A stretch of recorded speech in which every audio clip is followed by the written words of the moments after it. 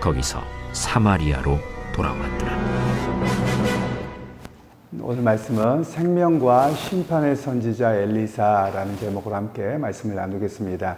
이제 이 본문의 말씀은 엘리야가 하나님께서 불병거를 통해서 그를 불러가시고 엘리사가 이제 요단강을 다시 건너와서 왔습니다. 그런데 당시에 엘리야의 선지자 제자들 50명이 왜 당신 혼자 오냐는 것이죠. 그러면서 그를 찾겠다고 합니다. 그래서 엘리사가 먼저 가지 말라 그랬는데 그래도 우리는 찾아보겠다 이러니까 그럼 가서 찾아봐라. 그랬더니 찾다가 못 찾고 돌아왔습니다. 그러면서 하는 이야기가 내가 찾지 말라고 했다라는 이야기가 나옵니다. 먼저 이 이야기는 어떤 이야기를 하고 있냐면 리더십이 교체됐잖아요. 하나님께서 그렇게 리더십을 교체하셨으며 그것을 인정하고 가야 되는데 여전히 과거의 엘리야만 기억하면서 엘리야를 찾고 있는 그런 모습에 대한 이야기를 오늘 본문에서는 이야기를 하고 있습니다. 그러면서 이제 엘리사 앞에 그들이 머리를 조아립니다. 머리를 조아린다는 말은 옛날의 방식이죠. 오늘과는 좀 다른데 리더십의 이제 그 권위에 복종합니다. 이런 고백이 여기에 담겨져 있는 겁니다. 그런 면에서 오늘 본문에서 우리가 사실 조금 사회적인 이야기를 하자면 우리 한국 사회가 권위에 대한 이해를 좀 잘못하는 경우가 많이 있는 것 같습니다. 권위주의와 권위는 좀 다릅니다. 권위주의는 자기 스스로 내 권위는 이런 거니까 무조건 명령 들어 막 이렇게 힘으로 누르려고 하는 것을 권위주의 이렇게 말합니다. 그런데 권위라고 하는 것은 그 직에 대한 권위입니다. 그 개인이 아니에요. 그러니까 권위주의자들은 자기 개인이 특별하다 이렇게 해서 자기 개인을 이렇게 하는 반면에 권위라고 하는 것은 그 사람이 맡고 있는 역할에 대한 권위를 인정해 주는 것입니다. 이런 면을 우리가 이렇게도 이해하시면 좋을 것 같습니다. 예를 들면 우리 한국 사회가 지금 조금 이제 어려움이 생겼던 게 뭐냐면 뭐든지 다 깨트리면 민주주의로 가면서 뭐든지 깨트리면 그게 정답인 것처럼 이야기를 하는 겁니다. 그러니까 젊은 세대들도 보면 어른들의 권위를 잘 인정하지 않습니다. 그리고 어떤 직에 있는 사람도 지나 나나 똑같이 이런 의식들이 너무 많은 거예요. 젊은 사람들만이 아니라 어른들도 다 마찬가지입니다. 그런데 여러분 그렇지 않습니다. 예를 들면 목회자에게 권위가 있습니다. 그건 뭐냐면 교회를 하나님께서 맡기셨고 또 교회의 직을 감당하는 담임 목사로서의 권위가 있는 것이지 내가 특별하다 그럼 권위주의가 돼서 문제가 되는 겁니다. 그래서 권위주의와 권위를 구별해야 되는데 우리 사회가 그걸 못함으로 인해서 뭐든지 다 깨뜨리자 수평이다 다 똑같다 이렇게 가버리고 있는 것은 상당히 좀 문제가 있다라고 말할 수 있는 것입니다. 그런 면에서 오늘 학교 선생님도 마찬가지고요. 경찰도 마찬가지고요. 어디든지에 대해서 권위가 무너져버린 이런 사회가 돼서 무척이나 안타까운 그런 상황입니다. 그러면 나중에 뭐가 되냐 하면 본인이 나중에 그 직에 갔을 때 다른 사람들도 그 권위를 무시하게 되는 거거든요. 그래서 그 권위에 대한 이야기를 여기 본문에서는 하는 겁니다. 처음에는 엘리야의 제자들이 엘리사의 권위를 인정하지 않았다가 나중에 그 권위를 인정하고 그 일을 따라서 사명을 감당하는 그런 일에 대한 이야기를 오늘 본문에서는 먼저 하고 있는 것입니다. 그러면서 이제 엘리야가 승천하고 엘리사가 첫 사역을 시작하게 되는데요. 엘리사가 성에 들어갔을 때 거기에 물이 나빠서 너무 씁니다. 죽을 지경입니다. 그랬더니 엘리사가 소금을 가져다가 물 근원에다가 소금을 뿌려서 그 물의 근원을 고쳤던 이야기가 오늘 본문의 이야기입니다. 이건 실제 일어난 일이기도 하지만 우리에게 주시는 영적인 메시지가 있죠. 즉 사람의 근원이 바뀌지 아니하면 나오는 것들이 달지 못하다라는 겁니다. 그래서 사람의 근본이 바뀌어야 된다 이런 이야기를 하고 있는 것입니다. 즉 우리가 예수를 만나도 사람의 근본이 바뀌어야 됩니다. 예수를 만났는데 근본이 바뀌지 않으면 말과 행동과 삶의 태도가 여전히 그 모양일 수 있다는 것을 오늘 성경은 우리에게 말씀합니다. 그래서 말씀을 통해서 우리 주님께서도 말씀하셨죠. 너희는 세상의 소금과 빛이라 이렇게 말씀하셨거든요. 그래서 소금이라고 하는 것의 역할이 뭐냐면 부패를 방지하고 맛을 나게 합니다. 그러니까 우리의 근원이 바뀌어서 근본이 바뀌어서 세상 가운데 소금과 빛의 역할을 감당해야 함을 또한 우리에게도 말씀하고 계시는 겁니다. 그러게 여러분 항상 우리 기독교의 신앙은 그렇습니다. 남을 이야기하는 것이 아니라 나를 되돌아보는 겁니다. 내가 정말 그리스도를 닮아가고 있는가? 그런데 우리가 보면 남에 대한 이야기가 너무 많은 겁니다. 남은 이런 애 저런 애 이야기가 많은 거예요. 여러분 남이 중요하지 않습니다. 내가 정말 그리스도를 따르고 있는가, 그리스도를 본받고 믿음의 자리로 가고 있는가, 이 모습으로 변화가 되어야 함을 오늘 성경에서는 우리에게 말씀하고 있는 것입니다. 그리고 나서 이제 엘리사가 베델로 올라가게 되었습니다. 그런데 거기에서 어린 아이들이 42명이 나와서 엘리사를 놀립니다. 대머리라고 놀리는 겁니다. 실제로 엘리사가 대머리였을 수도 있고 아니면 하나님을 향한 그 사명으로 감당하기 위해서 머리를 밀었을 수도 있는 그 두 가지의 가능성이 있기는 합니다. 그러면 이 본문을 보면 하나님은 무자비하고 선지자도 무자비하다 이렇게 볼 수 있을 거예요. 그런데 그렇지 않고요. 이 베델이라고 하는 것은 말 그대로 하나님의 집입니다. 이 도시라는 이름 자체가. 그런데 하나님의 선지자, 제가 배경을 말씀드릴 때도 이 시대가 아합과 여호시아 때입니다. 그런데 이때가 얼마나 악했는지 모릅니다. 하나님 보시기에 너무 악해요. 그런데 그 악한 영향력이 어디에까지 가냐? 애들까지 가는 겁니다. 그러니까 애들까지도 하나님의 선지자를 보고 대머리여 이렇게 하고 있는 모습이 바로 잘못되었던 영적인 타락의 심각성이 이 정도였었다라는 것을 이야기를 하는 겁니다. 그래서 그거에 따른 징계요 심판이었던 이야기를 우리에게 들려주고 있습니다. 여러분 그런 면에서 오늘 우리 한국 사회, 우리 교회 우리가 깊이 살펴야 될 일입니다. 왜냐하면 하나님 앞에서 아이들이 뭘 배우느냐? 사실 모든 그냥 일반 삶에서도 마찬가지입니다. 아이들이 그러면 우리 아이는 안 그러는데 뭐 이렇게 이야기를 하는데 부모가 가정에서 그러면 아이가 그렇습니다. 우리가 TV 프로그램에서도 예전에 우리 아이들이 달라졌어요. 뭐 그런 프로가 있었습니다. 그러면 그 아이들이 왜 저렇게 행동하느냐? 집에서 카메라를 대놓고 다 보면 부모가 그렇게 해서 자식이 그렇게 똑같은 행동을 하더라라는 것이 일반적입니다. 그러니까 오늘 성경에서 이 아이들이 이렇게 했던 이유가 뭐냐면 바로 이 베델이라고 하는 곳 그리고 북이스라엘 전체가 하나님에 대한 멸시, 하나님의 종들에 대한 멸시 그리고 영적인 타락의 그 강도가 굉장히 심각했던 그런 모습이었음을 오늘 성경에서는 보여주고 있는 것입니다. 그러게 여러분 오늘 우리 사회도 영적인 타락이 심각합니다.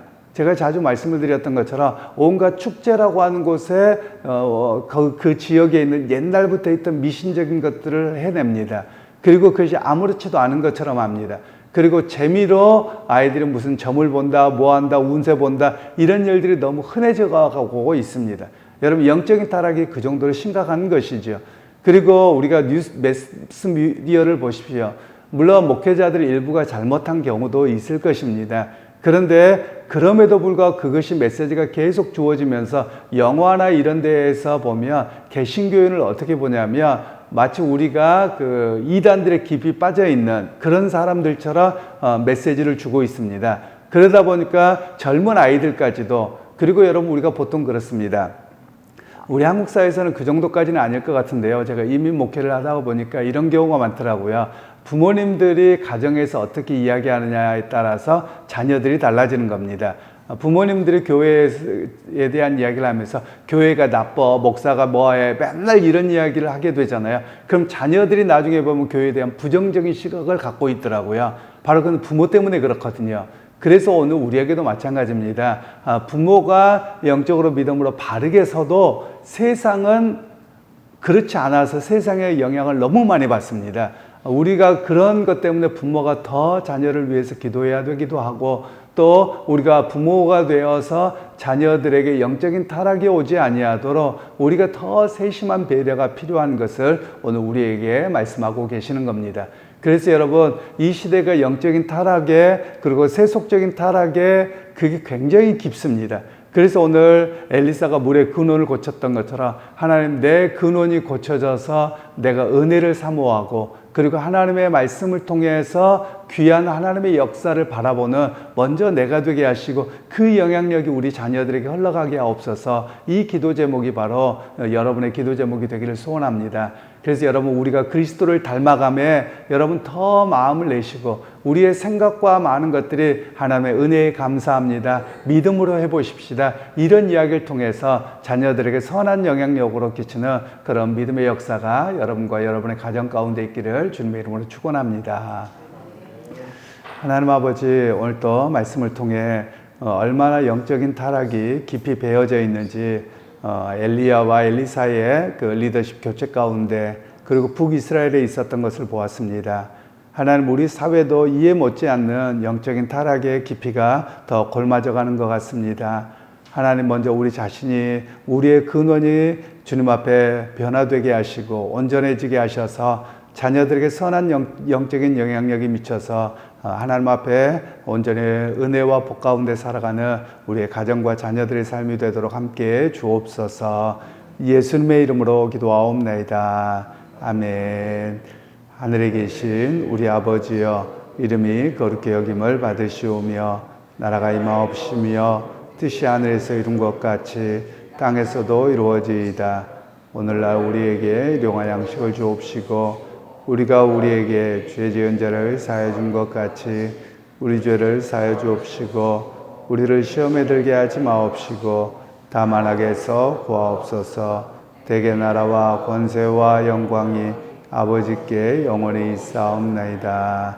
아멘.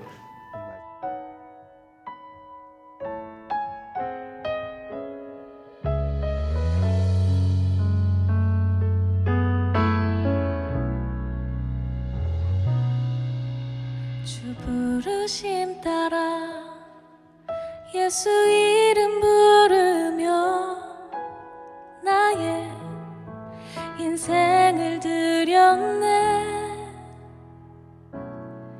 사람들이 이해 못하고 결과 어떠하든지 주만 따라가기 원했네.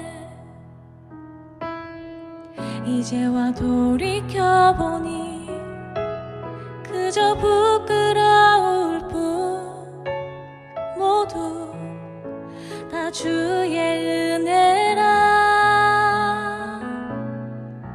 벼랑 끝에 선 나를 주의 손이 이끌어 여기까지 인도하셨네. 함께 고백합니다. 하나님 사랑 날 떠나지 않고 끝까지 사랑하셨기에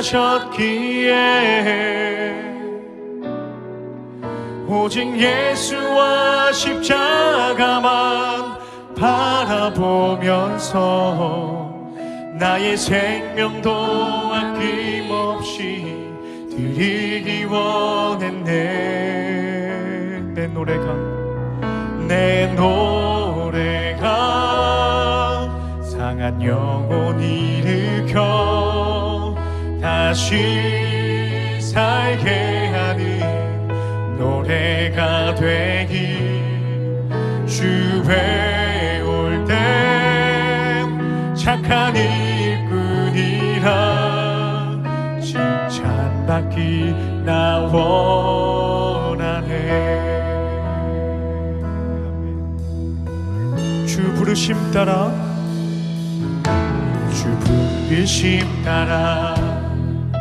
예수 이름 부르며 나의 인생을 드렸네.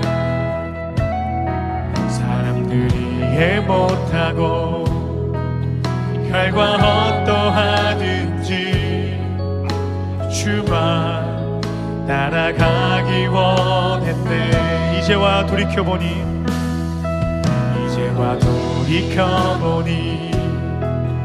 그저 부끄러울 뿐 모두 다 주의 은혜라.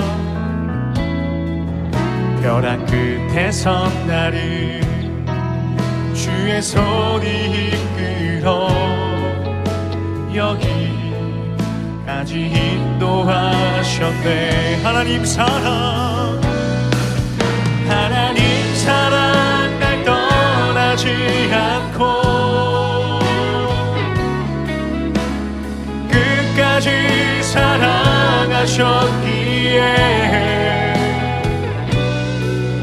오직 예수와 십자가만 바라보면서 나의 생명도 아낌없이 드리기 원했네.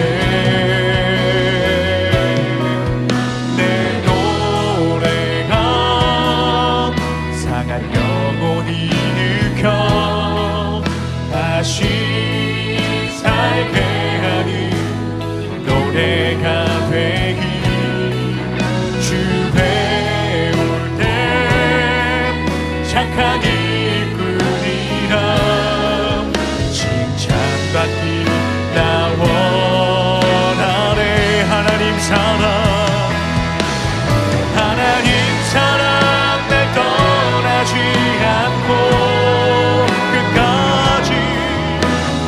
끝까지 사랑하셨기에 오직 예수와 십자가만 바라보면서 나의 생명도 아낌없이 드리기 원했네. 내 노래가 상한 영혼이 일으켜 다시 살게 하는 노래가 되기 주 배울 때 착한 일꾼이라 칭찬받기 나와. 우리 마지막으로 내 노래가 상한 영혼을 일으킵니다.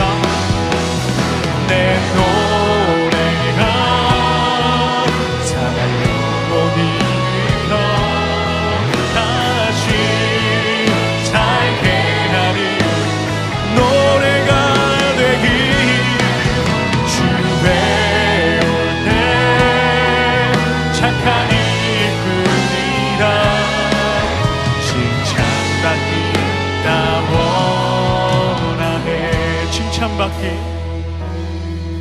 칭찬받기 나 원. 우리 한 번 더 고백합니다. 칭찬받기 원하네. 칭찬받기 나 원하네.